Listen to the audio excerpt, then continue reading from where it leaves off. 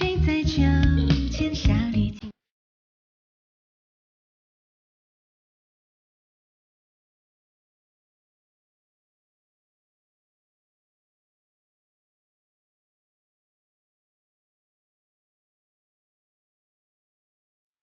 若不在户部任职，就连相爷也无法查看户部的文书和记录。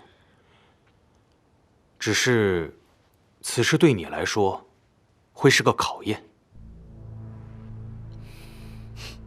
你是担心他被那些贪官给同化收买，这你别想多了。我相公是绝不可能被收买的。还是我家娘子了解我。傅太师为人狠辣，与他为敌之人，入狱的入狱，流放的流放。还有一位参他的御史，在家中睡觉时被人剁了脑袋。我记得那名御史当时就住在离这个院子半炷香左右脚程的地方。对对对，出了正门往东走，第一条巷子往南拐，第3户便是。当时我还去探查过尸体的脖颈之处，杀人者手法不佳，应该是足足砍了5刀，才把头颅给砍下来。若换作是我，绝不会有第2刀。或许，那凶手是故意的，要让那人死之前多受些苦。许卿家，你不必担心，就你这细脖子，怎么砍2刀足矣。我谢谢你了。你也不必过于担心，相爷之所以让你搬到别院来，就是考虑到了你的安全问题。啊，原来如此啊！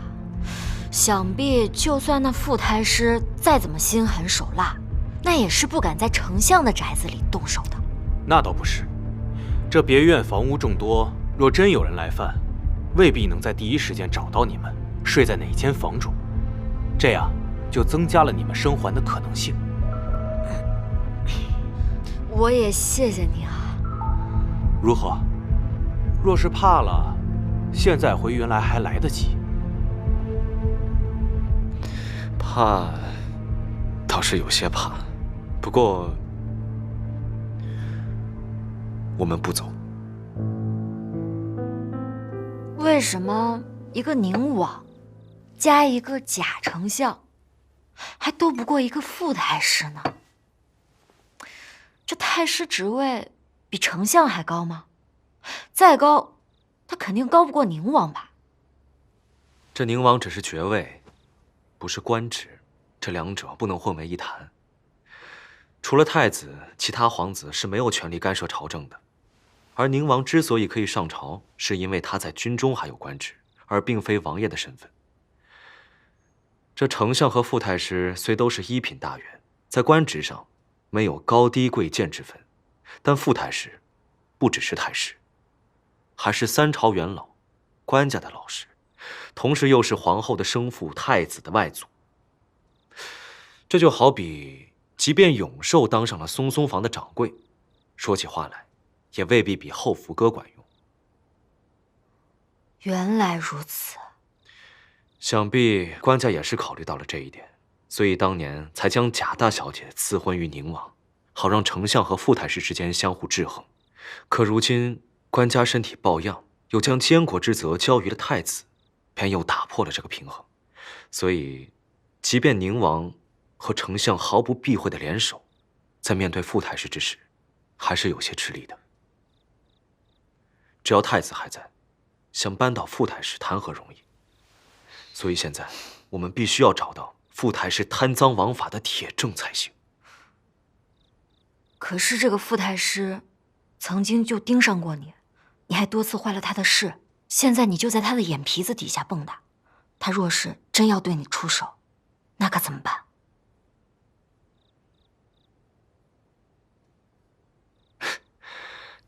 这不还有娘子在呢吗？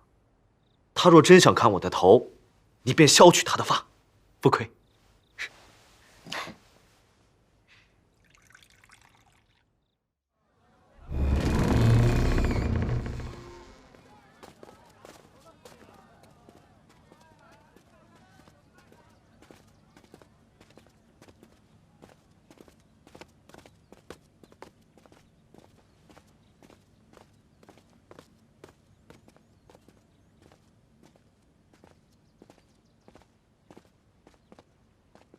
老爷，许卿家到了，快请他进来。丞相，罢了罢了，卿家，快请坐。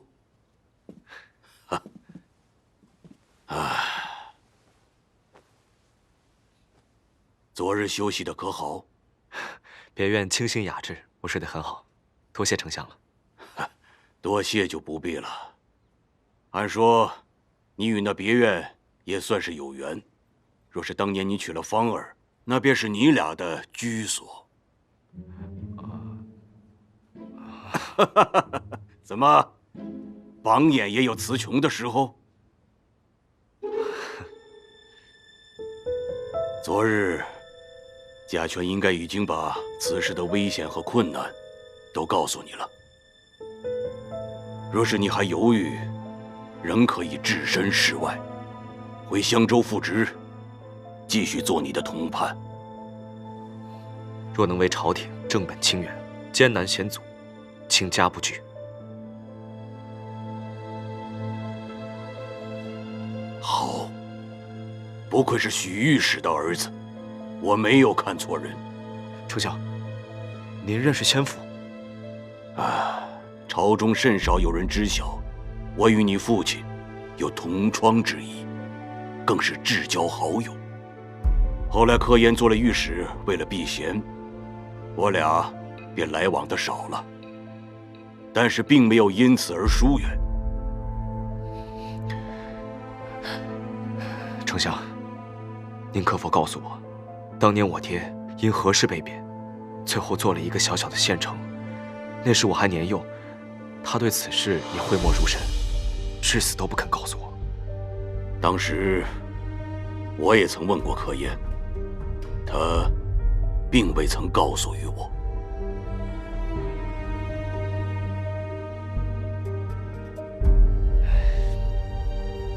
罢了。丞相，此番前来，还想请问您，扳倒傅太师，您有几成把握？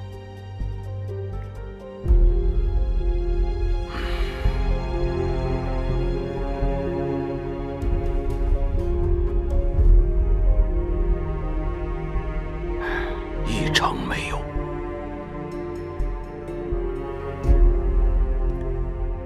上庸襄州，即便是铁证如山，对于朝廷来说，也只是小事。傅太师随便弃几颗子就可以了事，有太子在他身后，就算是闹到官家处，也只是训诫几句罢了。要想扳倒他，就一定要找到他直接危害江山社稷的大罪才可。所以，我才将你安排到户部，那里是傅太师的根基，希望你在那里能有所获。若是待到太子登基还没有扳倒傅太师，恐怕就再没机会了。卿家定不负丞相所托。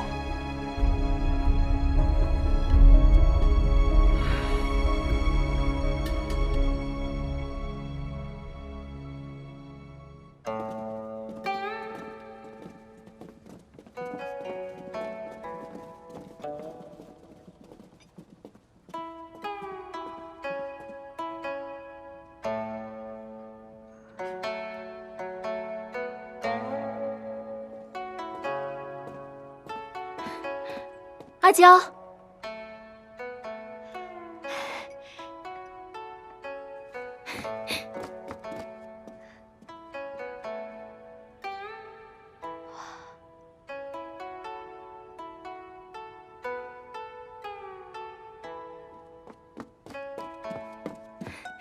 阿娇，姨娘，没想到你这儿办得这么好，比之前的玉春楼可大多了。我现在反倒希望它小一点了。怎么啦？这京城的物价可比上庸高太多了，我所有的积蓄加上高挣的都投进这玉满楼里了。可是，你看那儿，都没钱置办了。那你可有想过怎么办？只能先这么着了。我也去过几家钱庄，若是将房契和地契都抵押出去，倒也能筹些银子。可是这一行挣的本就是慢钱，我怕到时候要是还不上，这店就没了。那，你愿不愿意找人入股呢？这个我倒是也想过，可是这京城人生地不熟的，我也不敢跟别人合股啊。那你看看我怎么样？你我当然信得过啦，可这缺的可不是个小数目啊。这个呀，你放心，我之前经营的松松房，生意很好，挣了好大一笔银子呢。说来，这个还多亏了你。我真没想到你能把那松松房做起来。嘿嘿，那我们可就这么说定了。好。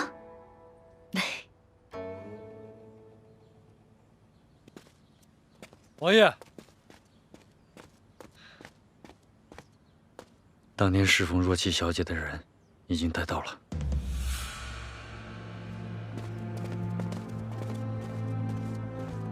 若琪小姐患病时，确实有很多怪事。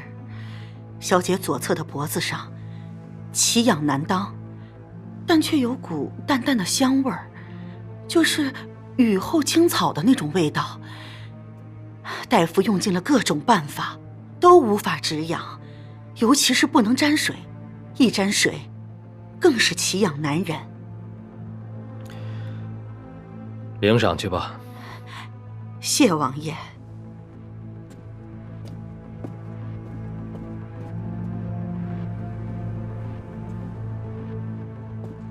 王爷，看来若琪小姐真是被人下了毒。属下知道道门有一种枯草散，燃烧后会放出无色无味的毒烟，中毒者会脖子处奇痒，并散发出淡淡的香味。除此之外，没有其他任何症状，5到7日便会暴毙而亡，而且查不出任何死因。道门10几年前就被剿灭了，能用此毒的，就只有他了。费劲，他为什么要杀若琪姑娘？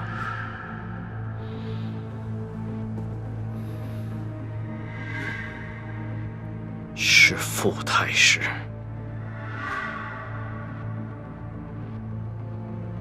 他要杀的不是若琪，是我。只不过那个时候，我接到了紧急军情，离开了，留下了若琪。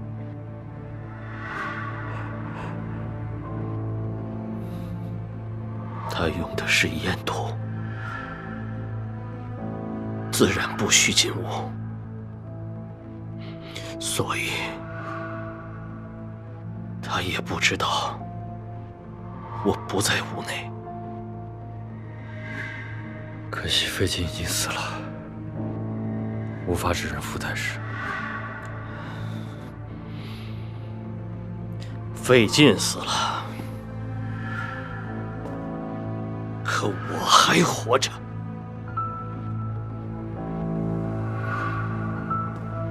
傅太师，我绝不会放过你，哪怕就算与太子为敌，我也要给若琪一个交代。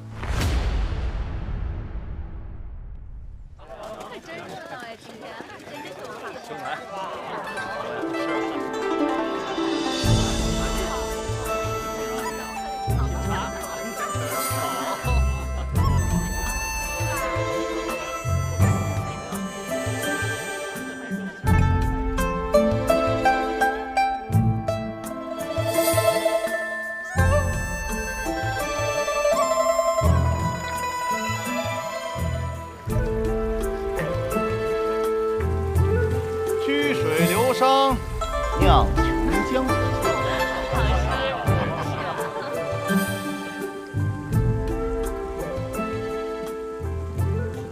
阿娇，这个曲水流觞你是怎么想到的？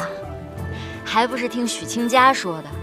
当年呀，他在京城备考时，曾与他的同窗在溪边饮酒，他们呢将这酒顺溪流而下，流到谁的手边，谁就要吟诗一首。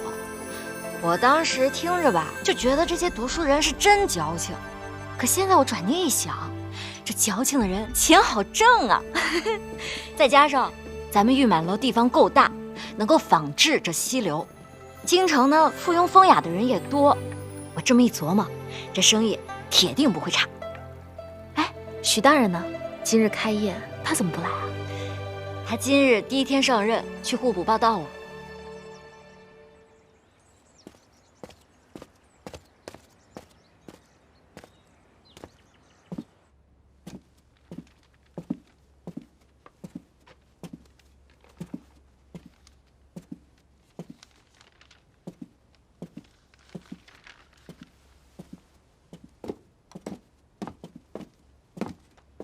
你便是许清家？正是，下官许清家。我是度支司主事刘猛，以后你便由我差管。刘大人，你先在这儿办公吧，这个月就把这些整理好。是。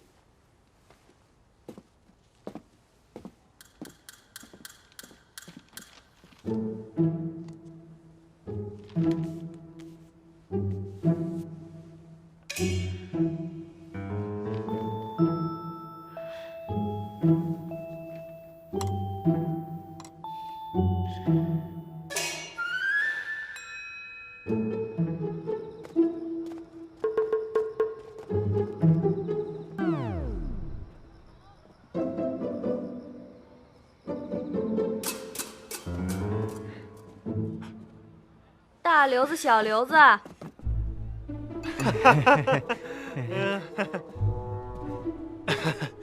芳姐，芳姐，怎么啦？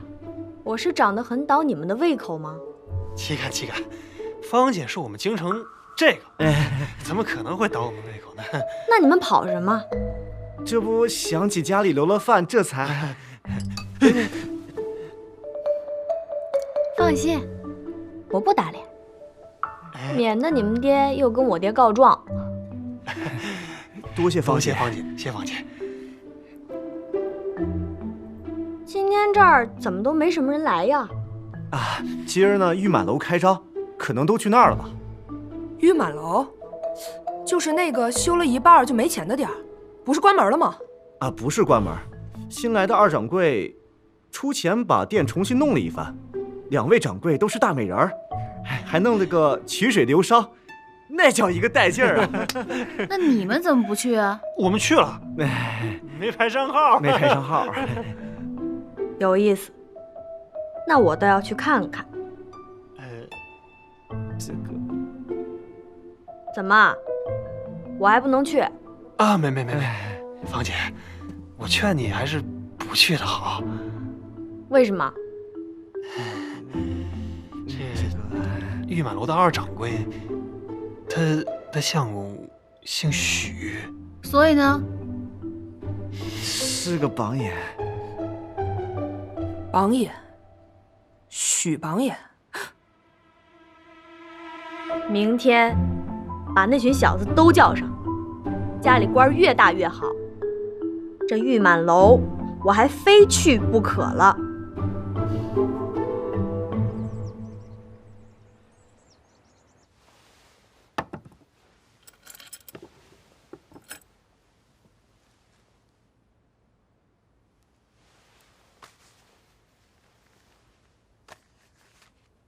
咱们户部乃是掌管户籍财经之机关，像土地赋税、军需粮饷这等国之要事，皆由户部总控管理。许大人虽然只是五品判户部事，但经手之事皆关系着举国民生，日后可是要仔细再仔细。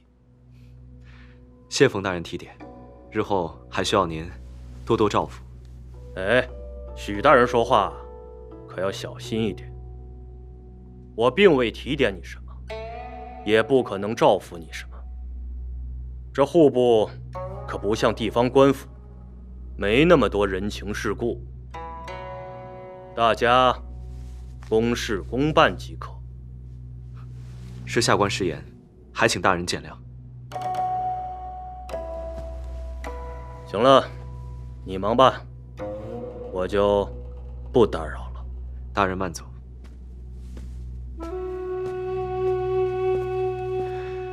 这户部果然如铁板一块，危害江山社稷的大罪，可如何探查得到啊？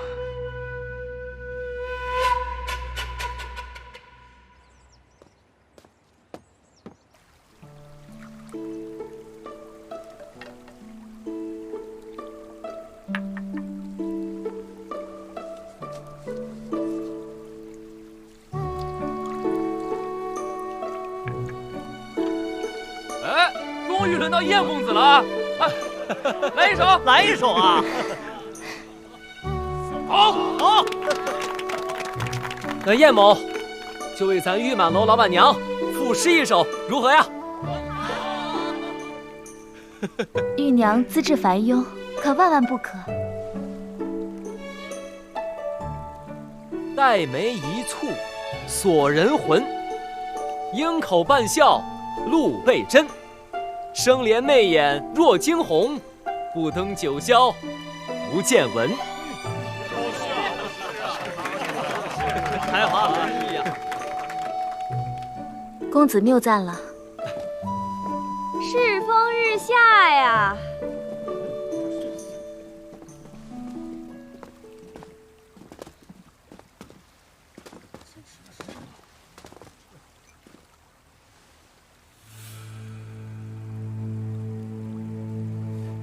是他。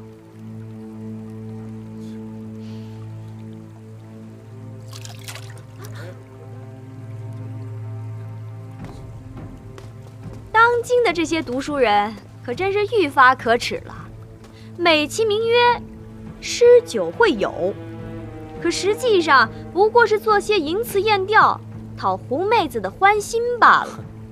姑娘，我们萍水相逢，为何羞辱我等？难道我们在此饮酒作诗，碍了姑娘你的眼不成吗？哎，贾小姐，息怒，您息怒啊！我这兄弟呢，刚来到京城，得罪了您，不好意思啊。什么贾小姐？这位是相府的三小姐，赶快坐下。怎么，只顾着伺候男客？这女客都进门了，都无人安排席位。贾府三小姐是吧？怎么说，你也是出身名门的大家闺秀，怎的说话如此不中听？我们京城的大家闺秀就是这样说话，你不爱听也得给本小姐听着。贾小姐，我们姐妹俩初到京城，不懂规矩，若是有冒犯的地方，还请您指点一二。冒犯倒谈不上，只是曲水流觞、饮酒赋诗这等风雅之事，不太适合像你们这样没读过书的乡巴佬罢了。你说谁是乡巴佬？谁生气便是说谁呗。你如此蛮横无理、嚣张跋扈，你又读了多少书？好啊，那本小姐便与你比试比试，你我各作诗词一首，让大家来评一评，谁才是没有读过书的乡巴佬。好，好，比就比，谁怕你不成？阿娇，咱们还是别比了。你放心吧，我不怕的。阿娇，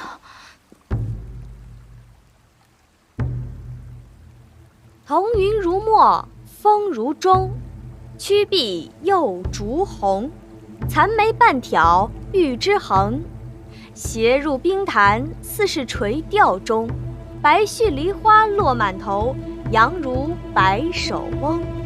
铁骨铮铮不求荣，与冰道雪，春花哪能懂？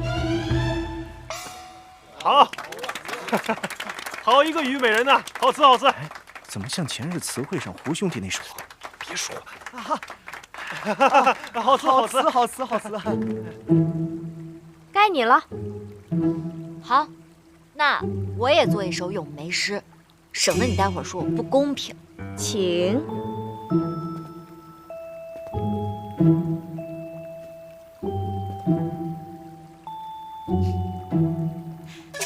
梅花开在大雪中，折下一枝回家用。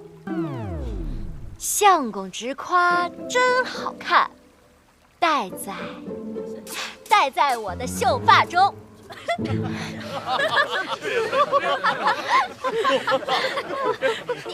们笑什么呀？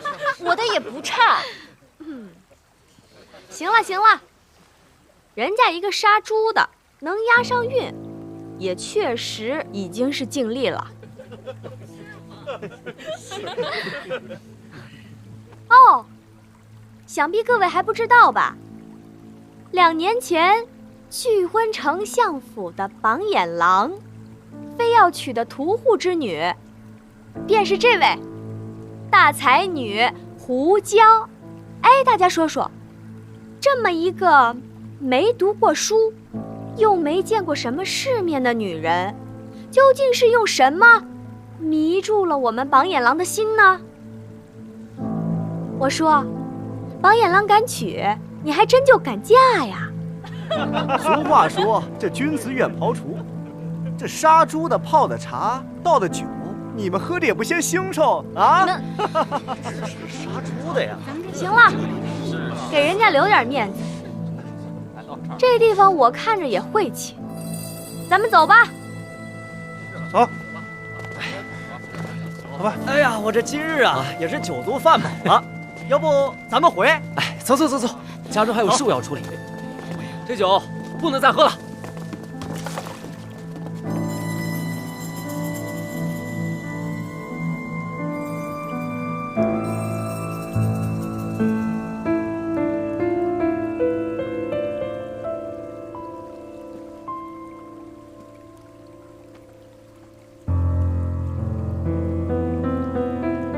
阿娇，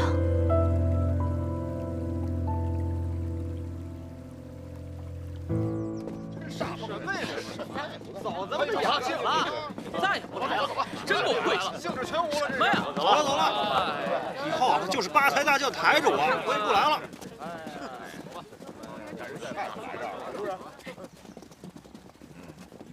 走了，没有家人，真是那点儿，哎。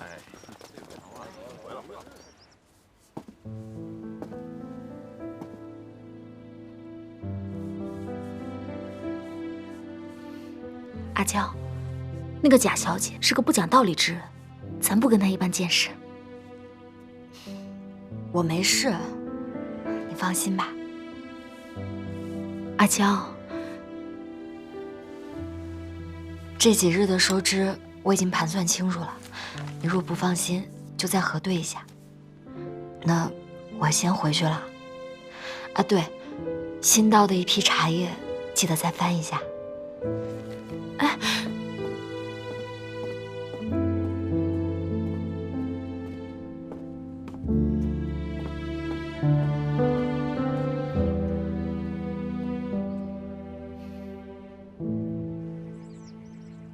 相爷吩咐之事进展如何了？这户部之难，难于上青天。若是简单，也不会派你前来了。这户部的文册都被存放在库房之中，且有专门的官员看守。想要进去，得经3人之手，还得到处求着人盖章。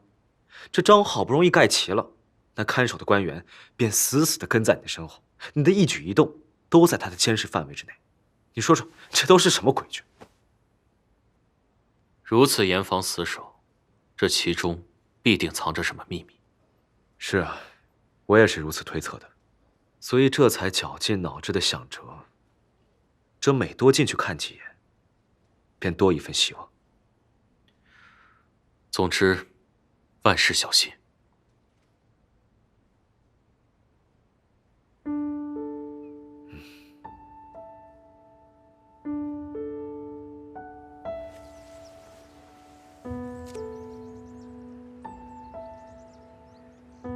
我看他们就是想让你走上歪路，他们想让你跟他们一丘之貉，坑人一起。娘子，那叫做沆瀣一气。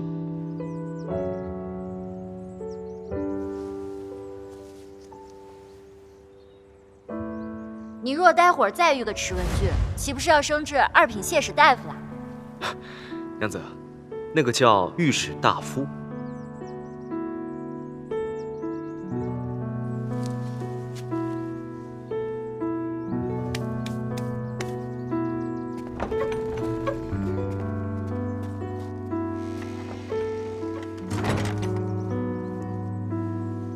哎，大家说说，这么一个没读过书，又没见过什么世面的女人，究竟是用什么迷住了我们榜眼郎的心呢？我说，榜眼郎敢娶，你还真就敢嫁呀？阿娇，今天怎么回来这么早了？啊，我是看这批新进的茶叶质量差强人意，这条索粗细不均匀，颜色也没有那么碧绿，所以我在想，是不是应该退货？你是想说这批茶叶的质量不过关？这差强人意啊，是形容基本满意的意思，不是形容质量不过关。哦，你怎么了？今天感觉有心事啊？没事，我就是困了，我先去歇歇了。哎，这大白天的又睡啊？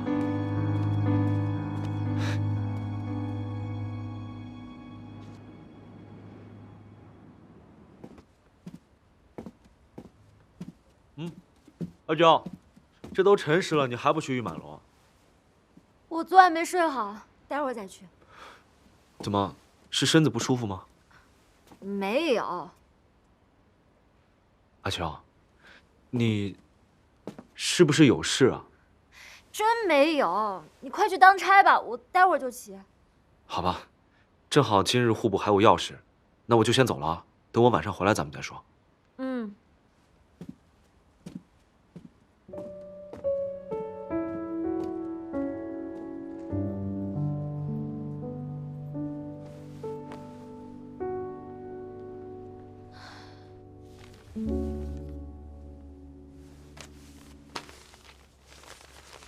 昨日我借熟悉公务为由，又去库房翻阅了这些年来的军饷运输记录。那些文册我带不出来，就大概背了背。回来之后又试着默写了一下。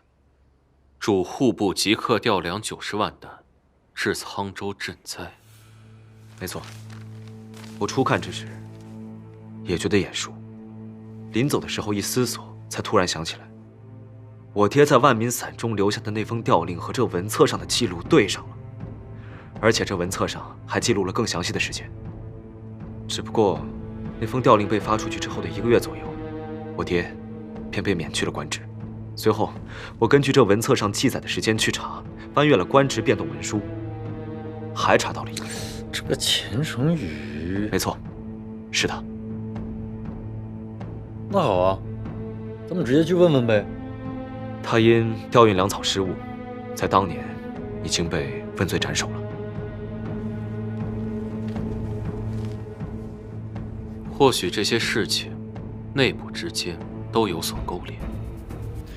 我也如此怀疑，只不过这户部管理严明，我也没有办法在这文册储藏库中逗留太久，所以眼线的信息就只有这么多。我和高正在外走动还算方便，我们顺着这个线索往下查查看吧。也只好如此了。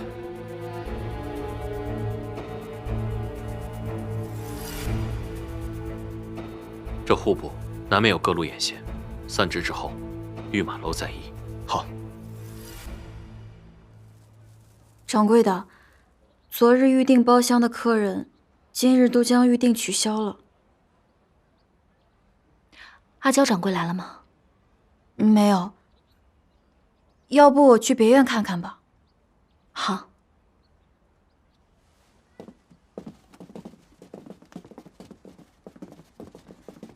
最近可上好酒了？自然有。哎，玉娘，阿娇呢？阿娇，她没在家吗？我早晨出来的时候，她确实还赖在床上。今天客人怎么这么少？咱们上楼说吧。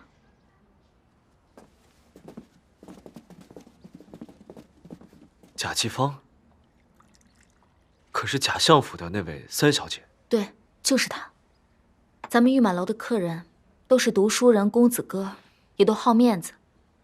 被她这么一闹，今日客人都不怎么上门了。怪不得阿娇这2天闷闷不乐的，原来是因为这件事情。早就听闻这个三小姐跋扈京中，真仗着她爹是当朝丞相，便无法无天了。其实这件事情是因我而起。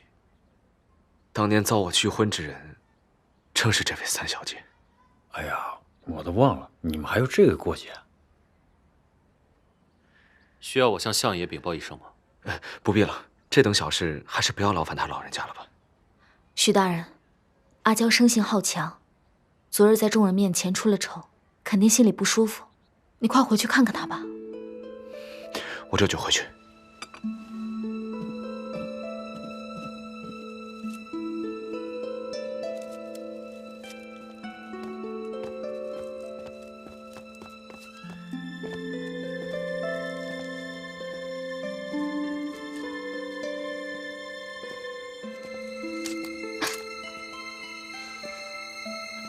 哎，阿娇，等我一下，我去拿药。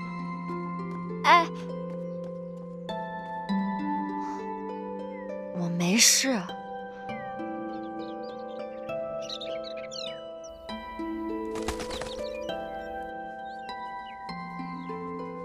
疼吗？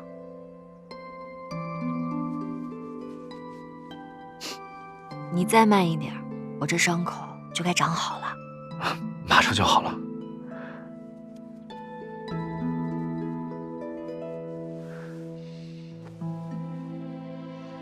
阿娇，玉满楼的事情，玉娘已经跟我说了。哦，那个贾府三小姐，是不是惹你不开心了？还好。阿娇，其实有任何的烦闷苦楚，都可以向我倾诉的。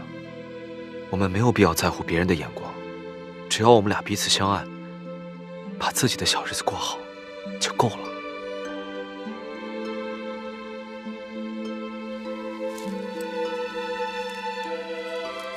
徐行家，你可还记得当年你为什么娶我？若不是这贾府三小姐这么一闹腾，我都快忘了。当年你娶我是为了报恩，因为在你落难之时，是胡家给了你一个容身之所，给你一口饭吃，供你读书，还给了你进京赶考的盘缠。所以这么说来，我跟你当真是门不当户不对的。兴许当年我就不该嫁给你。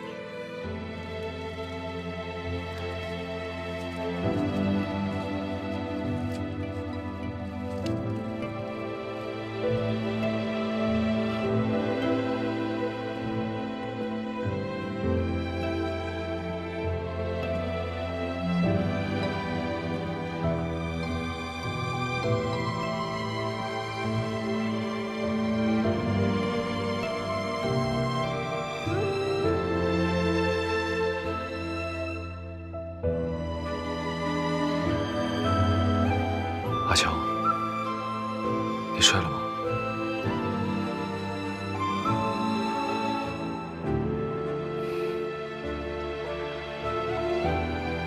你是不是一直以为我当初从京城返回云来与你成婚，是为了报恩？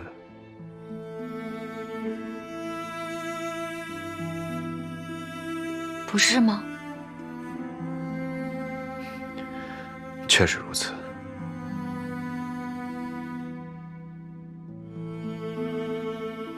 可当初我是怎么想的？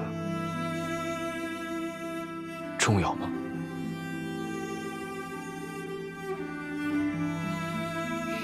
你还记不记得，当初我们初到上庸之时，为了探访石阳寨银矿一事，我险些遇难。你为了救我，那奋不顾身的气势，现如今还在我的脑海之中挥之不去。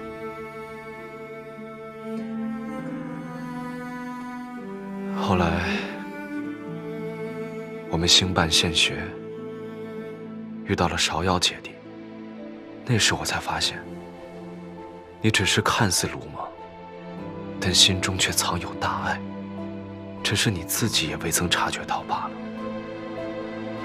我问你，你是觉得女子比起男子天生来说就是低一等，不能读书吗？当然不是了，读书是为了增长知识、开拓眼界，不论男孩或者是女孩，都需要读书，也有读书的权利。